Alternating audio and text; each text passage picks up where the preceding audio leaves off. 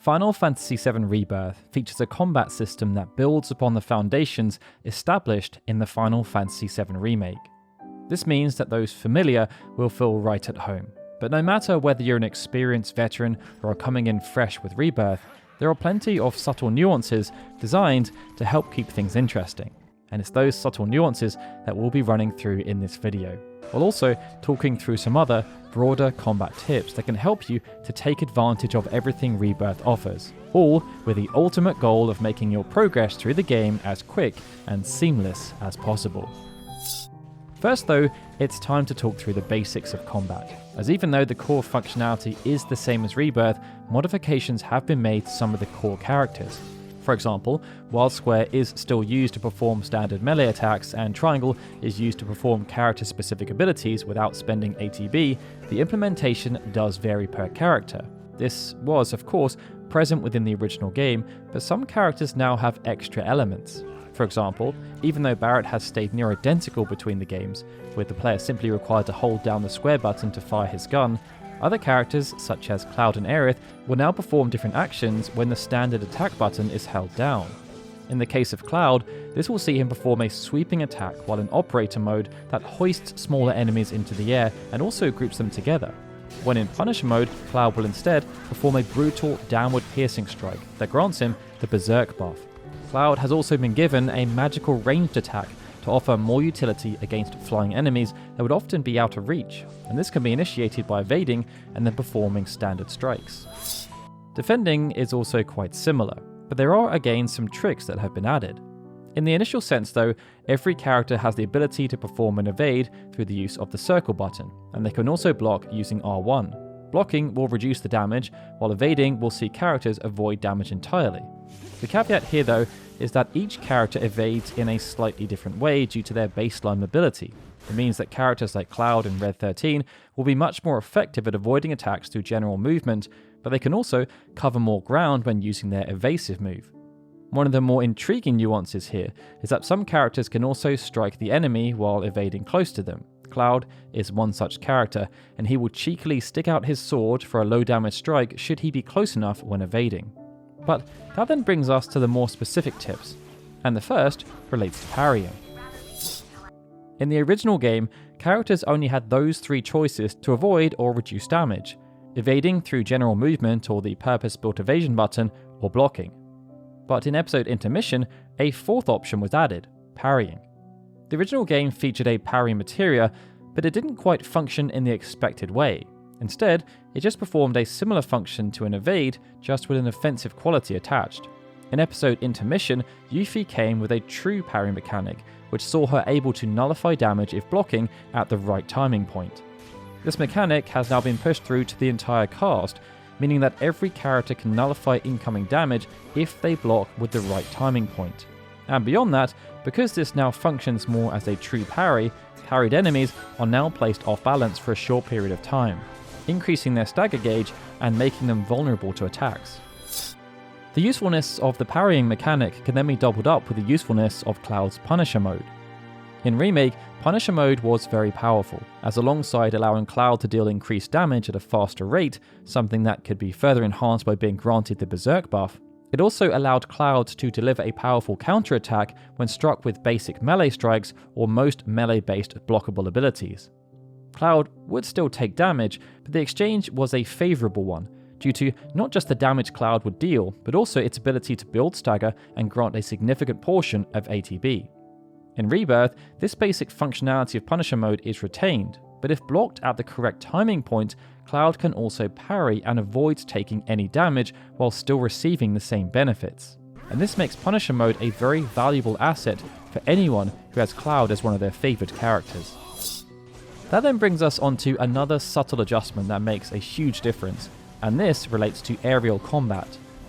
There was a notion of aerial combat that existed within Remake, but it was often frustrating to fight against aerial enemies without having either Aerith or Barrett around, as the only way for characters like Cloud and Tifa to hurt those enemies was often through brute force luck or relying on Materia.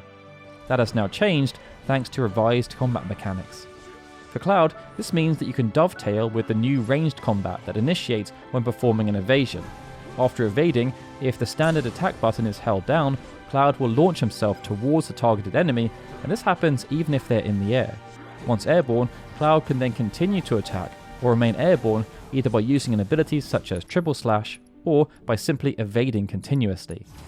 Tifa also now has much more mobility, but it doesn't quite manifest in the same way.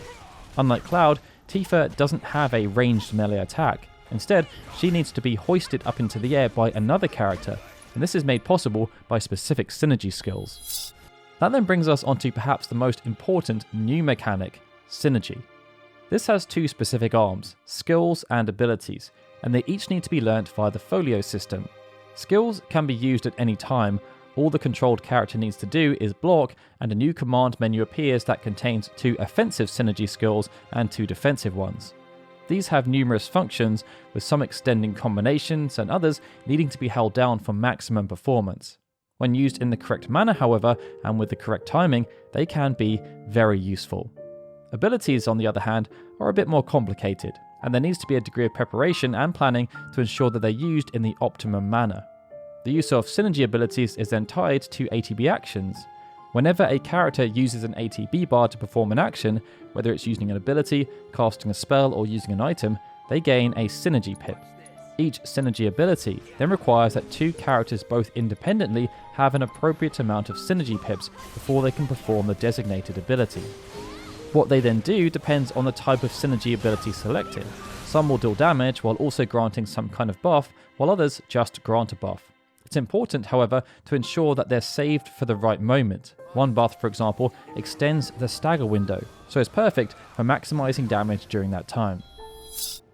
The introduction of synergy then places much more emphasis on cycling through characters.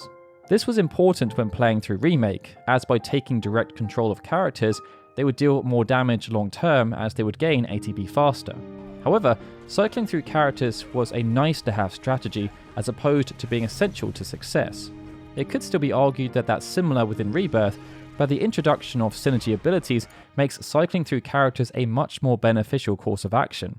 And this is true for the reasons just mentioned, but also because without making use of the appropriate synergy abilities, it's impossible to gain access to some of the strongest character-specific abilities and limit breaks.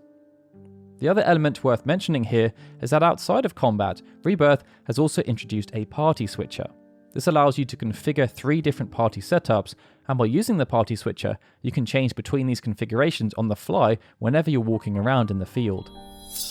And that's a nice tee up for Materia, as earlier in the game Materia slots will be sparse and you'll need to split them across all your characters.